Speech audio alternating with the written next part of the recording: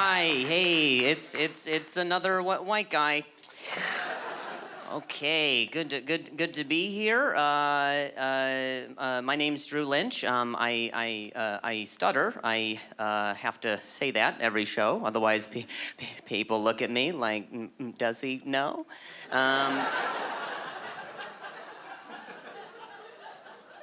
It's just a very slight speech impediment. I'm sure you've heard it. It's just every so often I repeat myself, not because I'm disabled, but because you're dumb.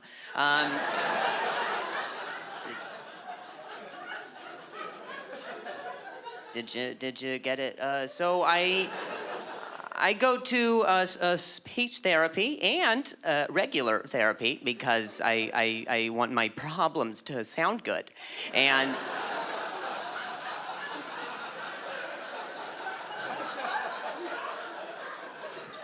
they're so different though. Oh man, so different, those two therapies. Like in speech therapy, they only care about the way you say things, not the things you say. And they'll make you say some pretty ridiculous things. They give you little alliteration anecdotes, things that you would never say in real life. For example, my mother milks my mushy marbles.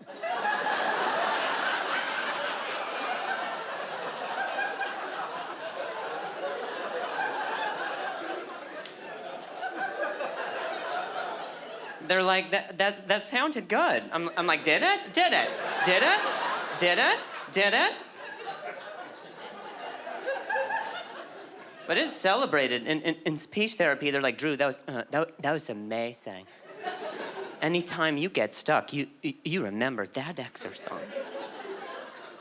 So, a few days later, as I was going about my day, I was having a tough time saying a thing, but remembering my exercise. I was like, my mother milks my mushy marma. But I was in regular therapy.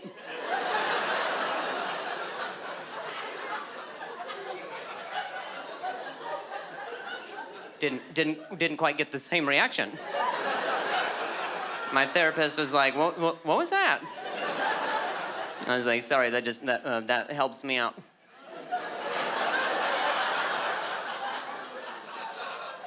Sorry, your mother milking your marbles helps you out. I was like, oh no, my mushy marbles.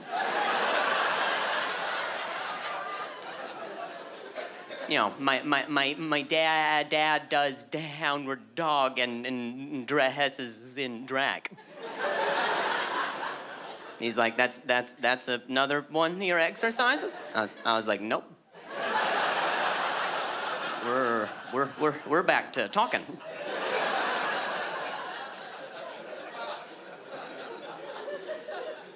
A lot of people assume that I've stuttered since childhood, but my story's a little bit different. It is a little sad, so when I tell it to you, I don't want you to feel bad for me. I need you to. And when I was 20, I was playing shortstop on a softball team, and a grounder had blunted me in the throat, from which I had fallen and hit my head. And that day, I had a minor vocal contusion with a major concussion. And I went home and I went to sleep on the concussion, which you're not supposed to do. And then I woke up the next day, and so now I have a career. So, okay. I took a trip pretty recently. I was in Hawaii, as you can see from my mom shirt, and right when my plane landed in Hawaii, one of the flight attendants was like, "Hey, just so you know, you cannot touch the sea turtles here, or they will fine you up to $10,000." And I was like, I don't appreciate you assuming that I have a history of touching turtles. I don't like that I was the only person she told, either. I was like, you think I'm the guy? I give a strong turtle touching vibe for you? Know your market. Why don't you tell me, what part of a turtle looks fun to touch at all? You think I was like, oh, I can't wait to rub its bald head, run my hands over that dirty igloo it's carrying. I never wanted to touch a turtle until she told me I couldn't. Now I'm curious. I'm like, why? Why? Will it cure me? Why?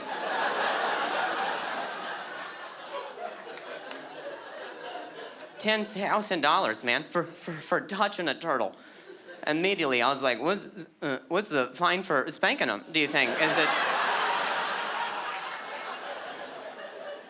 I don't know if you guys have ever carefully driven through a work zone down in the States, but if you actually hit a construction worker, it is also $10,000. Which says a lot about how we value construction workers, huh? Those are in the same bracket, huh? Wow. Wow. Well, decisions. I'm like, do I save up to touch a turtle?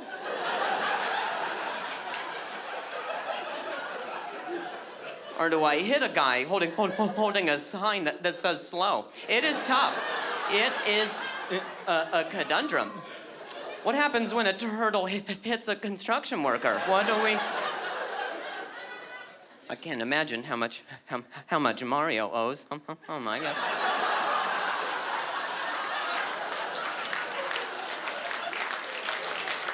Did you guys think I was done with the turtle stuff? I'm not. Mario, you seen what he does to turtles? That is egregious behavior. I always wondered why he was collecting all those coins. Now I know. You guys were so fun. I've been Drew Lynch.